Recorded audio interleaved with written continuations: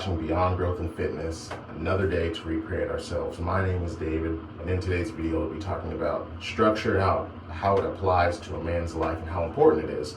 So I want to talk about structure because that's something that if your father did not teach you that, you will fall to the society, different societal norms, like a lot of vanity stuff, you'll fall into that, which is buying stuff that doesn't really matter, you know what I mean? And just going out of your zone of spending money. You'll just end up spending frivolously. You'll get caught up in, little dopamine pulls to different things that don't really matter. And what I'm trying to get at is finances. So a big part of a man's life and the problems in his life has to do with finances.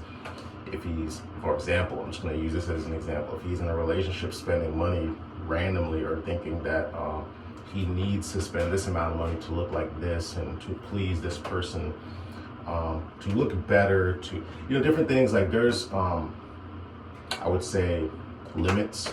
You can do those things, but there's limits to those things. And if you go outside of those limits, you start to garner this chaos throughout your life, and it starts to just spill over onto everything. And then your peace of mind is kind of degenerating as that happens. So what I'm getting at is create a budget. Very simple, very simple, very simple.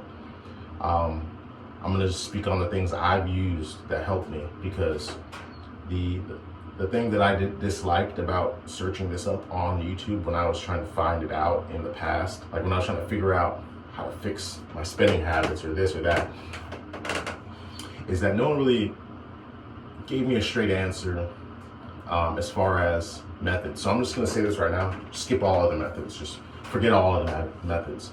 They don't matter. Don't try to pinpoint these things. Just make it very general, like simple and general. 80% needs, 20% wants. That's all you need. 80-20. It's the 80-20 rule. If you look it up, that's what shows up. 80% needs, 20% wants. And it makes it very simple. Now, take the amount of money you make, right? Say you make, and this works for any amount, it doesn't matter. Let's say that is going to be your budgeting amount. You do not want to use the exact amount, right? Because what happens, you try to have this perfect budget, things will happen, variables will happen no matter what. So looking for the perfect budget doesn't make any sense. So what I mean by that is I'm going to drop it by $32, because we want to budget lower than the amount we make, so that if anything happens, you have this excess money. Not really a lot, but it's something that if I don't know, say they randomly take an amount out of your account one day, or you tipped too much on this thing one day, you want to be a little bit under so it doesn't throw everything off, so that you don't say, oh, I gotta buy less groceries now because I accidentally did this on my wants, or when we ate out, I didn't look at the prices too well and I got an extra drink, and then what ended up happening is I went a little bit over with my price. And it's all about structure, and that's the whole point of this video is about. So we're gonna knock it down by $30. I said $32, excuse me. From this, it's very simple. It gets a lot easier. Now that you took out the taxes, now that you have the little pocket of money that is the buffer, now you can do your 80-20 all the way through. So literally you just take the percentages of 80%. You're gonna do it weekly, not bi-weekly. Now, if you do have a bi-weekly paycheck, you will do this a little bit differently, but for the purpose of the video, how I do it is I do it weekly. If you do it bi-weekly, just multiply it by 2 and then do it like that. How I'm doing it is weekly, so everything's gonna be divided by 4. For me, if I'm having something like $72 in my wants, it's not going to be super crucial where I'm like, oh my gosh, like, what am I going to do? What possibly can I do? It's not going to happen. For example, a phone bill would be a want, so my phone bill is $50. So if I take 50 and divide it by 4, I'm going to have $12.50. So that's kind of how you want to treat it. You want to focus on the month at hand, but you're going to budget for the week. So for me, like I said, the $16, that'd be good.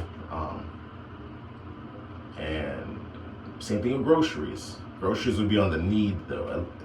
You need to eat. That's how you look at it. If it needs to happen, like rent, groceries, I put my, like specifically for you, it's gonna be how you want things. So for me, I'm gonna have my supplements under my need because that's important. Like fitness is a big part of my life, so I'm putting supplements under my needs category. So right here we have $12.50. I would add 4. That would be for clothes. Let's say for hygiene. Let's say I do the same thing, $4 a week for hygiene. Just rebuying stuff like getting a new loofah, you know what I mean, or getting a new, getting new towels or new whatever, you know what I mean. So just add 4. Whatever the amount is, you can make it 5 or 6, make it 5 or 6, and just dedicate that. And that in the beginning of budgeting, it's going to be rough. So the first month or the second month is going to be very, I would say, if you look at the amounts that I'm talking about, in the first week, you're not going to be able to buy anything, right? That's just logical. If I budgeted $4 for clothes, I'm not really going to be able to buy anything unless I really want to buy one t-shirt. That's all I'm going to be able to buy at the thrift store is one t-shirt, if you get what I'm saying. So in the beginning, you have to wait until it snowballs. So that's the whole purpose of a budget, having the structure, is that you can forget about it. And then when you start to need stuff, you can access. I do like a tracker, like I do a budget tracker. And it's super simple. Just get Excel, get Excel spreadsheet, Microsoft, and just plug your stuff in. So what I do is I plug my income, boom. So in this example, boom, 360. I do it by weeks, so I'll put the date. So it's the 18th. So then the next time I get paid is the 25th. So 18th, 25th, and I guess June 1st. I don't know how many days are in May. I think it's 31. So yeah, that'd be June 1st as the next time I get paid. So it's every 7 days. And then I have all my expenses and all my needs, all my wants. I just have them listed. And as I go through the spreadsheet, I'll increase, decrease by the things that I actually spent or put into action. So for example, if I have debt in my needs, which I do, I have a debt payment in my need that I just do right away. That's going to be exact every single week. If I have something like wants, like laundry, like say like laundry lasts me an extra long time, just for example, hypothetical, and 1 week I don't actually have to spend the money. That'll be just added $4 to that I don't actually need to use, but I'll just have it sit there. And the reason why I use this spreadsheet is because if you have, if you do everything, if you don't pull the money out, right? Say if you do everything online, like I do a lot of online purchases, what ends up happening is I just keep seeing a value. Like I don't really know how much of that money is going to this or that. And so the spreadsheet really helps with that, because if I access the spreadsheet, I'll see like, okay, I have more than what I need for groceries. Does that mean I want to use more? Does that mean I want to just use the amount? Does that mean I want to, let it, like you can kind of play around with it. And so that's what happens after you let it snowball. So just, man, that's the best thing you can do right now is if you have issues financially, is just focus on 80-20. Just focus on that, applying it, how you can use it, what you absolutely know is going to happen. Like if I know I'm going to just buy something on Uber Eats once a week, just put it there. Doesn't matter, just incorporate it there. Like you want to have, it's like a safe zone. And that's the whole purpose of structure. Structure gives you security. So you want that safe zone. And that's another reason why I did the buffer, is because you can't predict error in the future, right? Something can randomly happen. You can't really predict that. So it's better to have this floating, and as the example, I use $32. If you would add up, right? So say I budget this for a week, I'm gonna have $128 just floating around that I don't even budget. So for example, if you happen to be like, okay, I'm actually at a good spot, because how I would have my budget is I would have my emergency fund, my savings, any investments, And when I say investments, I mean long term, you're not touching it. So these are in the same category in the way I budget.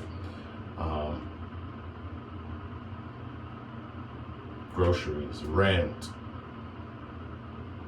I have supplements in my needs, debt in my needs. So everything is going to be covered. So this $128 is just anything money. I can do anything with it if you budget the correct way. And to that point, I could be like, you know what? Let me go buy some clothes at the thrift store.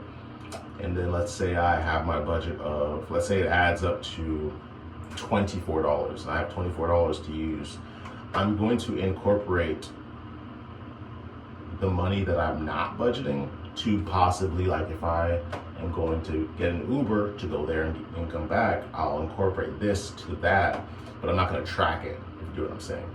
So that's the whole purpose of this. And then at the same time, this is also money that, who knows, maybe your car breaks down one day and you have your emergency fund, but you're like, I don't think this is much of an emergency. Like this easy fix is only going to be like $30.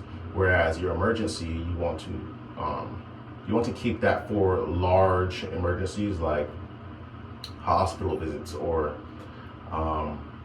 say something happened and then the bank charged the money to your debt automatically, and say they charged $200. Like those big amounts should be for your emergencies, where you can just pull out of your emergencies. Things that are a bit smaller, you don't want to categorize them as emergencies if they're like a quick fix. But that's just how I look at it. And the best part about it is you can do all this on your phone. I advise you to do it on your phone, and I advise you to look at it every day, sort of like how you would approach a calendar. You look at a calendar every day. I mean, you're like, hey, what's gonna happen today? Do I have a meeting? Is my schedule changed? Or what time do I work? Or am I going on a date? So look at this as often as you look at your calendar, and it'll help you out a lot, man. Structure. You have to implement this. This should be your number one priority as a man. If you do not have your finances in check, people notice. It's just subconscious. It just happens in conversation. If someone's asking you, it could be anything. Like, I have no examples, but because I don't want to use an example that I just heard. I'll use an example. So I know someone, and he was going to the gym regularly. He was changing his life. He was on this journey to self-development, which is amazing. I advise everyone to do that, because you just need to recreate your mind and be able to battle the world. Every time you leave your house, you're putting yourself in the environment of the world. Like the world, it's you versus the world as soon as you leave your house. What I was getting at is, he didn't have his budget in order. So it's really good that you have the desire, but you have to have the structure. You have to have the plan. If you don't have that, it doesn't matter. If you don't organize, it doesn't matter. So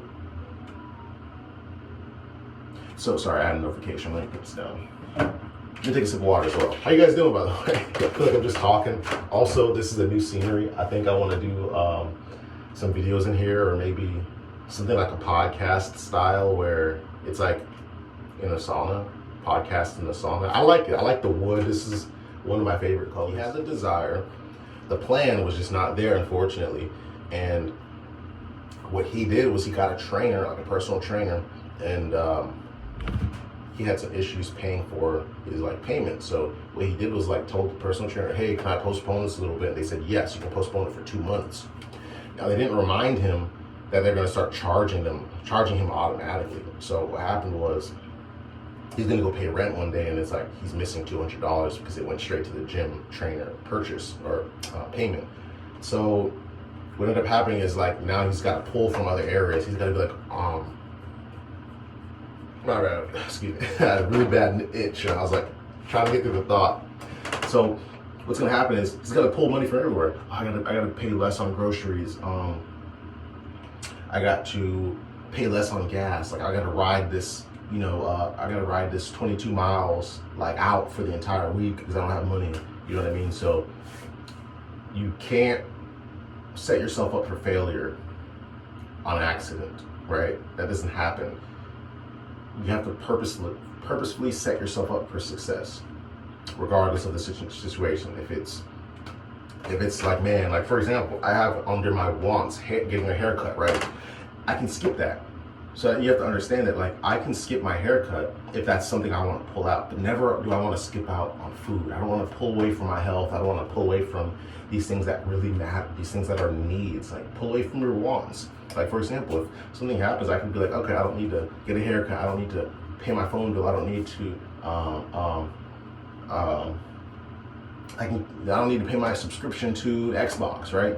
So you should understand that, but also you have that buffer, and also you have your emergency funds. If you're doing this correctly, you should have no worries. Everything should be covered, and also your future should be covered, because you should have long-term investments. So as well as putting it in your savings, you want to put some in your investments. Something like, for example, a 401k or an ROI. You want to put this stuff aside, and so that's just my advice to you.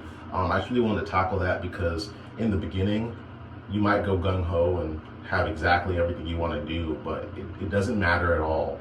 And I don't really want to make this video about all the frivolous spending and hedonism. I want to keep that for another video, so I will make a video about that, by the way. But this video, 80-20 rule, super simple. Just start it, doesn't matter. Right now, I'm putting $5 into my savings. So stop looking at money as something that needs to pull on your heartstrings. It's not. It's just a value. It doesn't exist. It's just, at this point, a number, because if you have your phone, you just open your bank account on your phone. It's just a number. It's all it is. It's literally just a number. There's no tangible thing. So stop trying to put your mindset in the next step of what you would do with the money. Like, if you have the money, don't adopt the mindset here of like, oh, I could buy this now, I could do this now, I could do that now. No, what you can do is budget, and your budget is gonna really protect you from that. And so that's really all I have to say. 80-20 rule, that's what I use. And if you're an avid reader, if you read books, you understand that poverty is a disease. You should not be in poverty. You should not have the mindset of poverty. You should not have that poor mindset. There's plenty of rag to riches stories that you could read that it will explain to you that it's about your mindset. It's not about where you start. It's about your mindset. It's about what you do with your mind.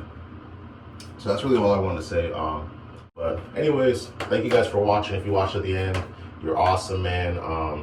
And I'll see you guys in the next video. Stay positive, stay motivated, right? Gotta keep that hunger, keep that drive, and keep going after your goals, man. My name is David. This is me signing out. I'll see you guys next time. Peace.